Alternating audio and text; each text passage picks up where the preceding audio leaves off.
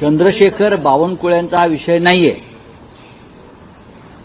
हा विषय फक्त बावनकुळेंचा आहे का मी असं मानत नाही.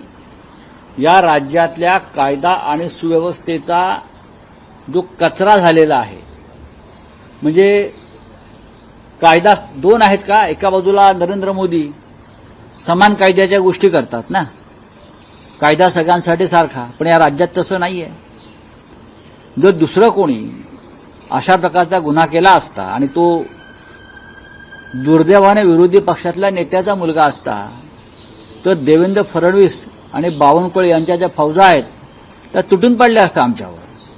पण आज तुमचे प्रदेशाध्यक्षांचा मुलगा याच्या स्पष्ट दिसतो आहे. गाडी तुमची आहे, बावनकुळ्यांची. गाडीनं 6 गाड्यांना ठोकर मारली. 4 लोक जखमी आहेत, त्यातले 2 अत्यंत गंभीर स्वरूपात जखमी आहेत आणि ते जीवन मरणाशी झुंज देत आहेत नागपूरला. लाहोरी बारमधून नशेत धूत होऊन हे लोक गाडी बसले आणि गाडी चालवत गेले. गाड्या ठोकरल्या. त्यानंतर 2 ठिकाणी 2 वेळा झालं. हे सीसीटीव्ही फुटेज गायब केलेले आहेत नेहमीप्रमाणेच. त्यानंतर नंबर प्लेट गाडीची काढून टाकली. पहा तुम्ही, गाडीचे मालक जर बावनकुळ्यांचे चिरंजीव का बावनकुळे आहेत, मग एफआयआर मध्ये नाव का नाही?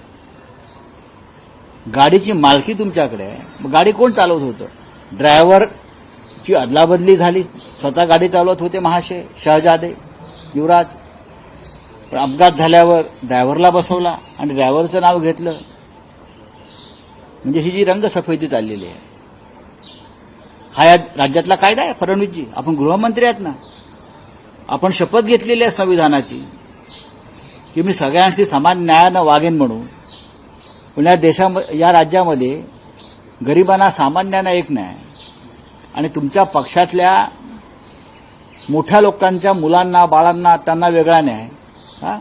आमच्यावर तुम्ही गुन्हे दाखल करणार, आम्हाला अटका करणार आणि तुम्ही मोकाट सुटणार लोकांना चिरडून. हा कोणता न्याय आहे? हे कोणतं संविधान आहे? फडणवीस यांच्यासारखी व्यक्ती या राज्याच्या गृहमंत्रीपदाला लायक नाही.